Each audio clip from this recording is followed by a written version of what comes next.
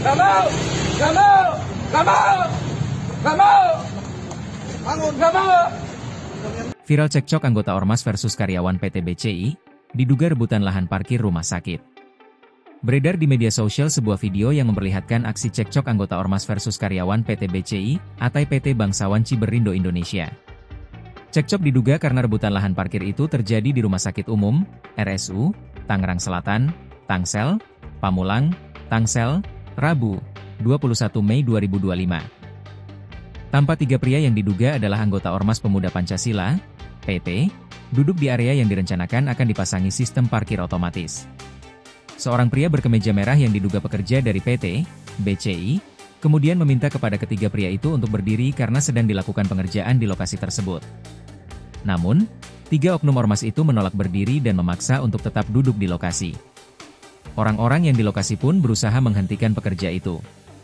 Namun, ia melawan dan mengatakan untuk tidak memegangnya. Setelah itu, si pekerja kembali berusaha menarik salah satu dari tiga pria itu, tetapi upayanya gagal. Tiga orang tersebut tetap tidak mau pergi dari lokasi.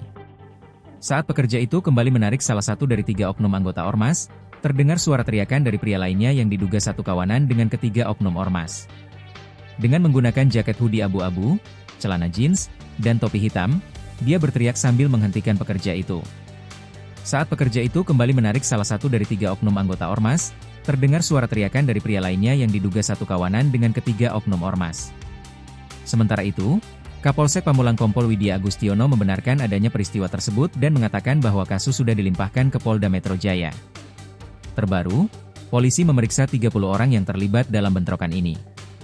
Kepala Bidang Humas Polda Metro Jaya Kombes Ade Arysyam Indradi mengatakan, puluhan orang itu kini tengah menjalani pemeriksaan di Direktorat Reserse Kriminal Umum, di Treskrimum, Polda Metro Jaya.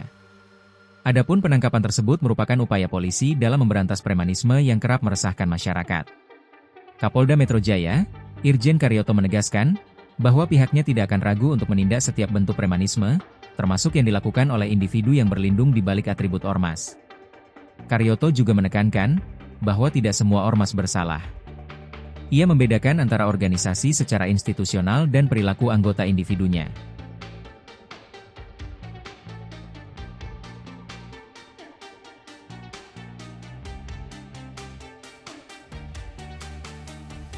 Download Tribun X sekarang, menghadirkan lokal menjadi Indonesia.